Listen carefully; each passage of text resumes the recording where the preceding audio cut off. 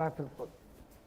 Lastly मैं कहना चाहता हूं कि यूनुस के तानाशाही ने बांग्लादेश में बहुत सारे आर्मी जनरल्स को और आर्मी ऑफिसर्स के खिलाफ बहुत सारे मुकदमा दायर की और ये क्राइम अगेंस्ट ह्यूमैनिटी की मुकदमा भी दायर की। और बांग्लादेश के डीजीएफआई जो टॉप इंटेलिजेंस एजेंसी, इसके जितने डायरेक्टर जनरल से डायरेक्टर से सबके खिलाफ मुकदमा कर दी। तो यूनुस ने जो कॉन्फ्रंटेशन शुरू किया था आर्मी एस्टेब्लिशमेंट के साथ, वो कॉन्फ्रंटेशन अभी तक बीएनपी भी कंटिन्यू कर रहा है।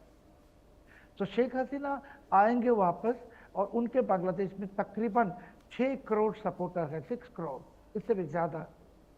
सो आने के बाद नतीजा क्या होगा देखिए। अभी पुलिस कहिए या आर्मी कहिए या जिन जनरल्स या आर्मी ऑफिसर्स के खिलाफ मुकदमा फर्जी एलिगेशन लाए और मुकदमा दिया, ये सब अभी चुप है। मगर शेख हसीना आने के बाद पूरी सिचुएशन, माहौल चेंज हो जाएगा।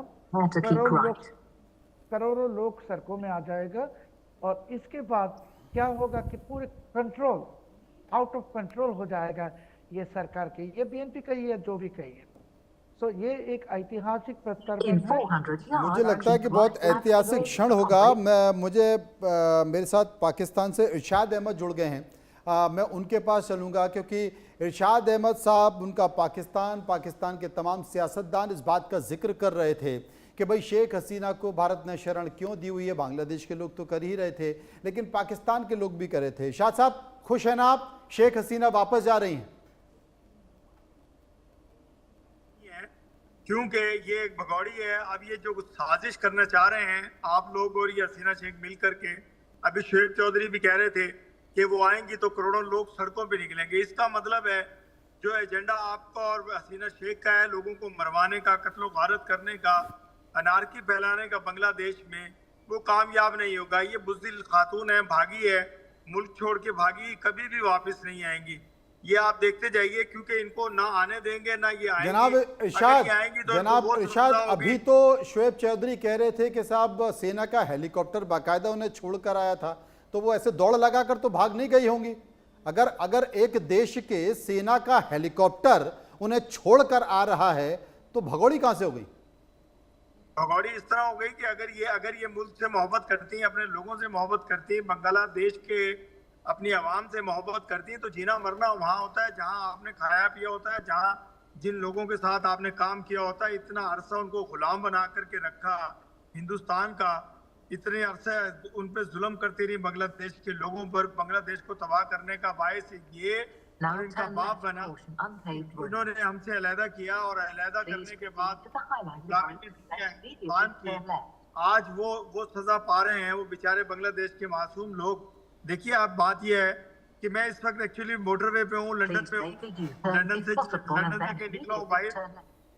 शायद ड्रॉप हो, ये दरमियान मैं समझ गया। असल में पाकिस्तान के बहुत सारे लोग लंदन में रहते हैं, तो आपने भी कहा कि पाकिस्तान का माहौल ठीक नहीं है, वहाँ के भी आबो हवा ठीक नहीं, चलो थोड़ा लंदन घुमाए। ज़्यादातर सेना के लोग वहाँ पर हैं। ठीक है, आप मजे लीजिए, चलते रहिए हमारे साथ, देखते रहिए, और हम आपकी तस्वीरों को भी देखते रहेंगे और आपकी बातों को भी सुनते रहेंगे। अरविंद तेजावत जी इस वक्त हमारे साथ मौजूद हैं। अरविंद जी, अगर देखा जाए ये मामला बड़ा इंटरेस्टिंग है, कुछ है इसके पीछे जो दिखाई दे रहा है, क्योंकि एक समय तक शेख हसीना का भारत में रहना, उसके बाद जब वहाँ पर चुनाव हो गए, नई सरकार बन गई, नई सरकार बनने के बाद चीज़ें सेटल हो गई, अब शेख हसीना कह रही हैं कि चलिए मैं अब अपने वतन चलती हूँ, मैं अपने देश चलती हूँ। यानी कि अब वो स्थिति जो पहले थी, अगर पहले की स्थिति में शेख हसीना वहाँ पर होती, सेना का ये फैसला था, हो सकता है कि उनके साथ मॉब लिंचिंग हो जाती। लेकिन अब शेख हसीना जा रही तो एक मैच्योर डेमोक्रेसी में जा रही हैं कि उनके अधिकार, उनके मानव अधिकारों का कम से कम हनन नहीं होगा। आप इस पूरे मामले को कूटनीति के तौर पर, डिप्लोमेसी के तौर पर कैसे देख रही हैं? मनोज साहब, पहले तो ये कि मैं बिल्कुल भी ये नहीं मानता कि बांग्लादेश की डेमोक्रेसी उतनी मैच्योर है जितनी कि यूरो अमेरिकन कंट्रीज की है। ये पूरी तरह से रिस्क लेने वाला मामला है, जैसा कि परवेज मुशर्रफ साहब ने भी ली थी।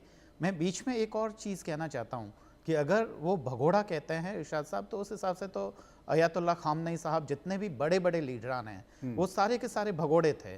तो हम तो जानते हैं कि वो जब वतन के लिए जब लड़ते हैं तो उनमें से उनको बहुत सारी चीज़ें करनी होती है, अपने वतन से दूर भी जाना पड़ता है।